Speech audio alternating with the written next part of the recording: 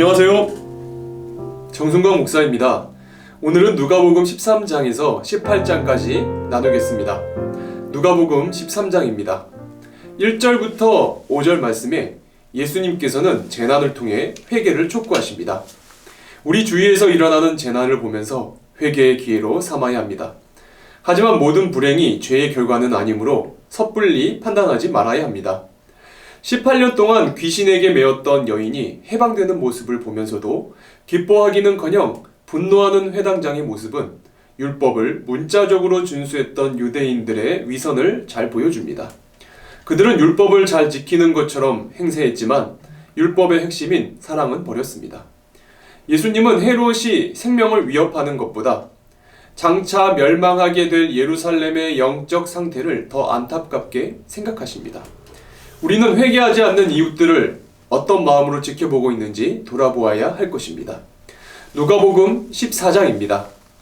병자를 고치심으로써 안식일은 아무것도 하지 않는 날이 아니라 선을 행하는 날이라는 원칙을 세우십니다. 우리는 주일을 어떻게 보내고 있는지 돌아보아야 합니다. 서로 높은 자리에 앉으려는 자들에게 자기를 낮추는 자가 진정 높은 자라고 말씀하십니다. 하나님 보시기에 높은 사람은 보이지 않는 곳에서 희생하며 섬기는 사람입니다. 15절부터 24절 말씀에 예수님께서는 잔치 비유를 말씀하시는데 잔치 비유의 핵심은 전혀 예상하지 못했던 사람들이 잔치 자리에 앉아 있다라는 점입니다. 이것은 당연히 천국에 들어갈 것으로 생각했던 자들 중에도 천국에 들어가지 못할 자가 있다는 엄중한 경고입니다. 예수님을 따르는 무리에 속해 있다고 해서 모두 예수님의 제자인 것은 아닙니다. 예수님의 제자가 되려면 자기 목숨까지 내놓을 각오를 해야 합니다.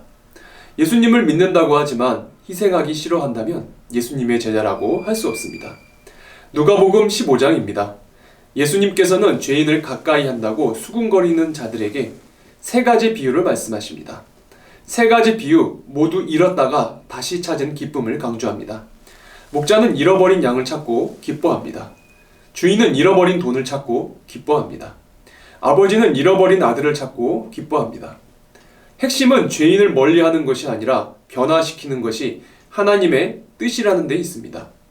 하나님은 죄인이 회개하고 돌아올 때 크게 기뻐하십니다. 우리는 잃어버린 자들을 찾기 위해 어떤 노력을 하고 있습니까?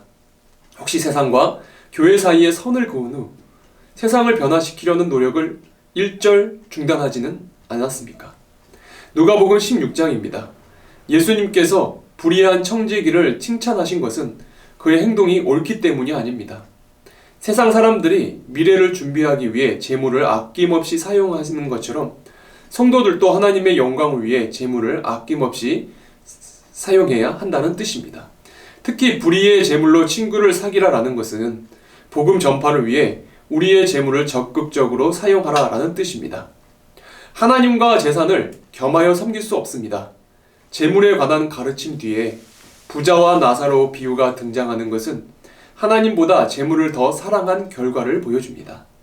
이 세상에서 부유하게 살기 위해 하나님께 순종하지 않는 사람은 본문의 부자처럼 비극적인 결과를 맞이할 것입니다. 누가복음 17장입니다. 믿음의 공동체 안에서 지켜야 할 규율을 말씀하십니다. 자신 때문에 믿음이 연약한 지체들이 죄를 짓지 않도록 해야 합니다. 말과 행동을 조심하라 라는 뜻입니다. 죄를 범하거든 그냥 내버려 두지 말고 꾸짖어야 하며 회개할 때는 몇 번이든 용서해 주어야 합니다.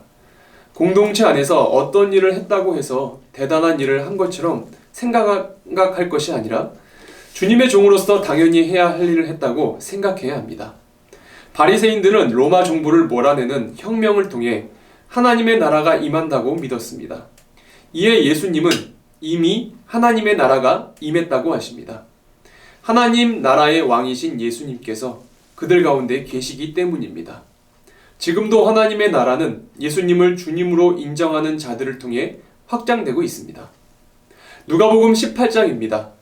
불의한 재판관은 과부의 끈질긴 요구에 못 이겨 어쩔 수 없이 그의 부탁을 들어주었지만 하나님은 우리의 기도를 기뻐하시는 분입니다.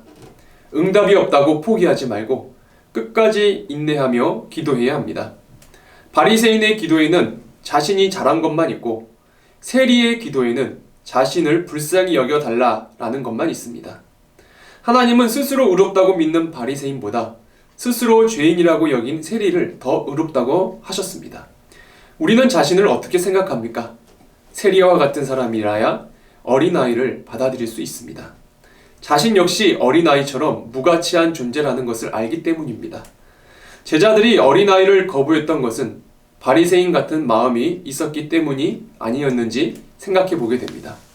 모든 것을 포기하고 예수님을 따른 제자들에게 현세와 내세의 복을 약속하십니다. 하나님께서 갚아주실 것을 믿고 희생하고 섬기는 것을 두려워하지 마시기를 바랍니다. 앞으로 당하실 고난을 여러 번 말씀하셨지만 제자들은 도무지 알아듣지 못합니다. 희생과 고난보다 성공과 번영에 마음을 두었기 때문입니다. 소경은 필사적으로 예수님을 불렀습니다. 부자 관원과 달리 예수님께만 소망을 두었기 때문입니다. 오늘은 누가복음 13장에서 18장 말씀을 나누었습니다.